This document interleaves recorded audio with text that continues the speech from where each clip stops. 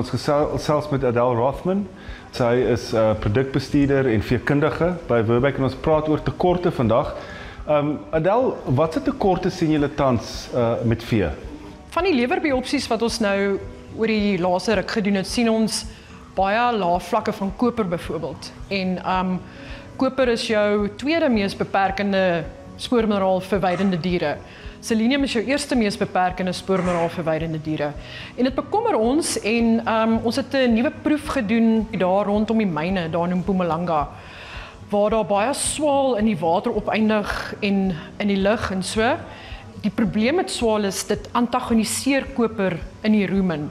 En behalwe vir dit sit ons nog met hoë ystervlakke en hoë molibdeenvlakke en partyplekke het hoë kalsiumvlakke en dit antagoniseer ook jou spoorminerale. Hoe wyd verspreid is hierdie tekorte of is dit net daar in Mpumalanga om die kragsentrales en myne en plekke waar daar eintlik besoedeling is? Ja, ons sien waterkwaliteit in Suid-Afrika is besig om redelik af te neem. So dit is wyd verspreid oor die land. Ek sal aanraai dat boere maar hulle water laat analiseer.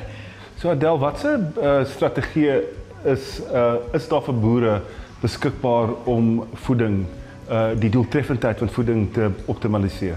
Ons begin altyd by die basics. Ons sê vir die boere, kyk na jou veiding, weet wat in jou veiding aangaan.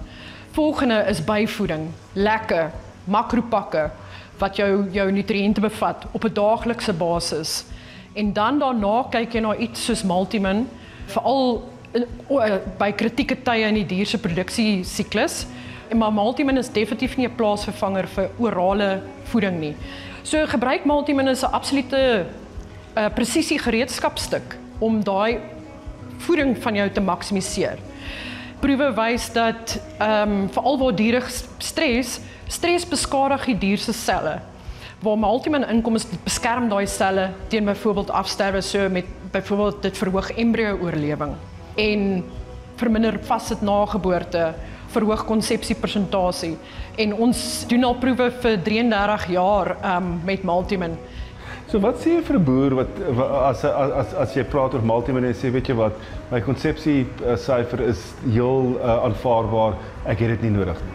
Wanneer jy Multimin spuit, het ons gesien dit verhoog eerste siklus konsepsiepersentasie. Met ander woorde het jy meer kompakte kalfseisoen. Meer diere raak vroeër dragtig. So daar het jy 'n voordeel.